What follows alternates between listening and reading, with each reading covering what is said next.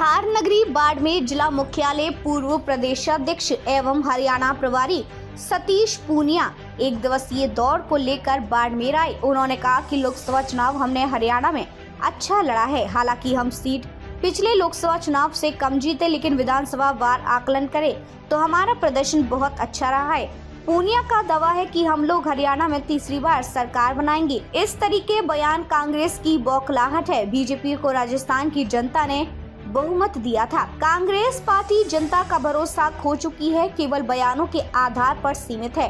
पहले कांग्रेस के 2 गुट हुआ करते थे, तीसरा और गुट हो गया। अशोक गहलोत और सचिन पायलट की कुश्ती चलती थी, अब तीसरे गोविंद सिंह डोटासरा अब तीसरे नए पावर सेंटर हो गए हैं। कांग्रेस दावा कितना ही बड़ा करे, लेकिन उनका बिखराव लगातार बढ़ता जा रहा है। उन्होंने कहा कि भारत के लोकतांत्रिक इतिहास में जो सरकार महिलाओं के बर्बर अत्याचार के रूप में जानी जाएगी, वो सरकार है ममता बनर्जी सरकार। बंगाल में टीएमसी का बेनकाब उतरा है। मुझे पूरा भरोसा है कि जिस तरीके से लगातार उनके उत्पीड़न के खिलाफ बंगाल के लोगों में एक आक्रोश है, आने वाले समय में यही आक्रोश टीएमसी की बर्बादी का कारण बनेगी। सर, हरियाणा में आपको प्रभारी मंत्री बनाया गया। प्रभारी मंत्री बनाने के बाद पहली बार हरियाणा में कैसे जीत का परचम लहराएंगे इस बार?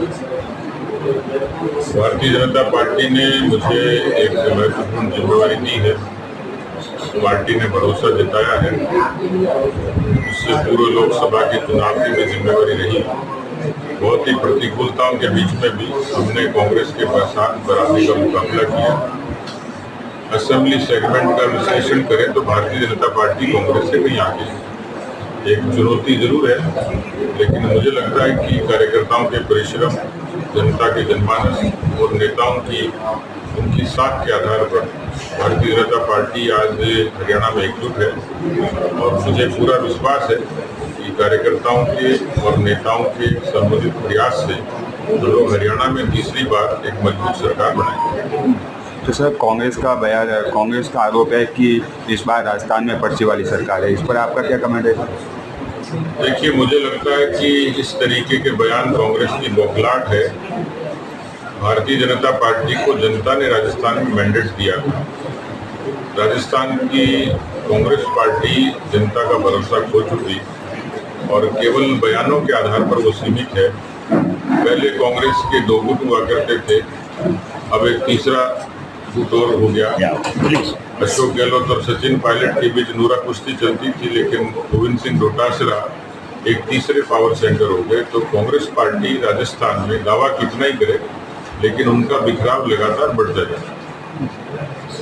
सर, पश्चिम बंगाल में महिलाओं पर हो रहे अत्याचार पर क्या कमेंट रहेगा? देखिए, मुझे लगता है कि भारत के लोकतांत्रिक इतिहास में इस तरीके की सरकार जो महिलाओं पर बर्बर अत्याचार के लिए जानी जाएगी, उस सरकार का नाम है ममता बनर्जी की टीएमसी की सरकार। लेकिन अब बंगाल से टीएमसी का बेनकाब उतरा है और मुझे पूरा भरोसा है कि जिस तरीके से लगातार उनके उत्पीड़न के खिलाफ बंगाल के लोगों में एक आक्रोश है, आने वाले समय में यही आक्रोश टीएमसी की बर्बादी का कारण बनेगा। सर, राजस्थान में लोकसभा चुनाव को लेकर निराशाजनक प्रदर्शन रहा, क्या रहेगा, क्या कमेंट रहेगा? मुझे नहीं लगता कि कांग्रेस को बहुत खुश होने की आवश्यकता है, क्योंकि इस बार के जो चुनाव थे उसमें स्थानीय परिस्थितियां, तात्कालिक समीकरण, सामाजिक वर्गों का विभाजन, इस तरीके की कई चीज़ें थी। लेकिन जो परिणाम आया उसमें कांग्रेस खुश होने की कोशिश कर रही है, लेकिन मुझे नहीं लगता कि कांग्रेस का जो दावा है या जिस तरीके से वो बात करते हैं, 99 सीटें लेकर यदि वो जीत का जश्न मनाते हैं तो उनको ध्यान रहना चाहिए कि मेजोरिटी के लिए 272 सीटें चाहिए। एनडीए पहले से पूर्व घोषित गठबंधन था, एनडीए को बहुमत मिला है। एनडीए के सरकार ने आते ही किसान सम्मान निधि के खातों को ट्रांसफर करने से लेकर जो किसानों के लिए अब जो घोषणाएं करी हैं और भविष्य में जो प्रतिबद्धता दिखाई है हिंदुस्तान की आर्थिक तरक्की के लिए, मुझे लगता है कि भारत की जनता ने एनडीए को जिताकर एक योग्य निर्णय लिया है। कांग्रेस और उसके अलायंस का जो नकाब था वो जनता के समक्ष है कि उनका एजेंडा क्या है।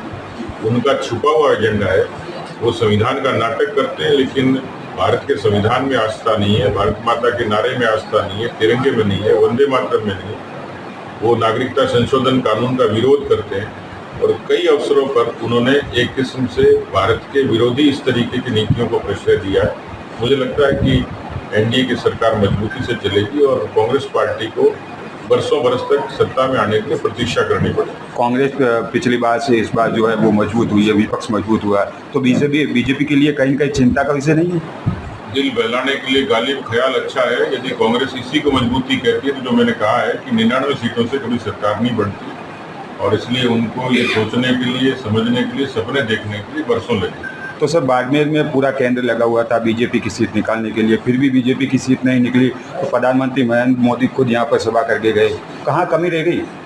देखिए, राजनीति में सिक्के के दो पहलू होते हैं, जीतते भी हारते भी हैं। हार हमें सीख देती है और जीत में हम अति उत्साहित नहीं होते, जीत में हम काम करते हैं। बाड़मेर से लेकर कन्याकुमारी तक भारतीय जनता पार्टी की जब जब प्रतिनिधि रहे उन्होंने शिद्दत से काम किया है। इस हार की समीक्षा प्रदेश के और केंद्रीय नेतृत्व ने की है। जो कमियां रही हैं उनको सीख और समझ के हम लोग आगे बढ़ेंगे। 23 में जो इलेक्शन हुआ बाड़मेर ने जो आपको मैंडेट दिया, तब आपको लग रहा था कि कैंडिडेट जो है आपके सामने टेकर चौधरी बहुत स्ट्रॉन्ग है, उनका टिकट काटना और फिर वो उनका जीत जाना जनता ने। जनमत तो ये था कि टेकर चौधरी एक नेता थी, उनको क्यों वोट किया? आप प्रियंका जी की पैरवी कर रहे हैं, सवाल पूछ रहे मैं किसी की पैर, मेरा काम नहीं है सर।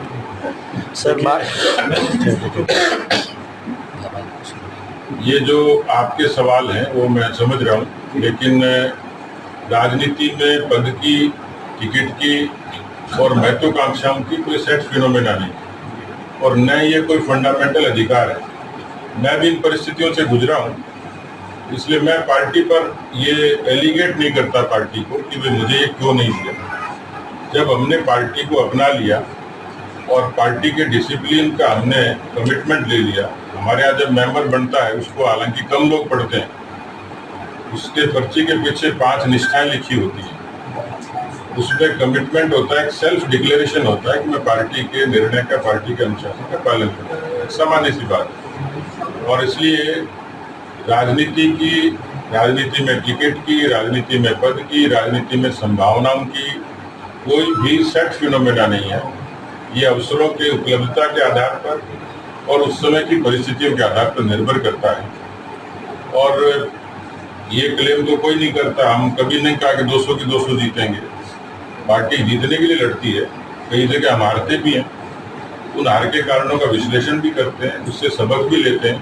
हम बहुत बार जीते भी हैं, बहुत बार हारे भी हैं। मैंने जनसंघ की पृष्ठभूमि का उल्लेख किया, तो जीत तो दीवार स्वप्न जैसी थी, लेकिन हम जीते हैं तो खूबियों के आधार पर जीते हैं और हारे हैं तो कहीं ना कहीं कोई प्रबंधन की या दूसरे किस्म की कमियां रही होंगी। इसलिए पार्टी व्यक्ति परक नहीं है, पार्टी एक समूह है और सामूहिक रूप से निर्णय होता है, उसमें किसी एक व्यक्ति का दोष नहीं होता है। तो ये सारी चीजें रिलेटेड हैं, परिस्थितियों से रिलेटेड भी हैं, तात्कालिक परिस्थितियों से भी है और किसी न किसी इक्वेशन से प्रभावित भी है। और इसलिए मुझे नहीं लगता कि ये जो चीजें इस तरीके की होती किसी दल में नहीं होती होंगी। ये कम्युनिस्ट पार्टी में भी होती है, आम आदमी में भी होती है, कांग्रेस पार्टी में भी होती है और बीजेपी में भी होती है। राजनीतिक दल है, इसलिए उसमें हार भी होती है, जीत भी होती है। कुछ लोगों को टिकट मिलती है, कुछ को नहीं मिलती है, कुछ पार्टी के साथ जुड़ते हैं, कुछ नहीं जुड़ते हैं, कुछ नए लोग जुड़ते हैं, नयों को पहले अवसर मिल जाता है।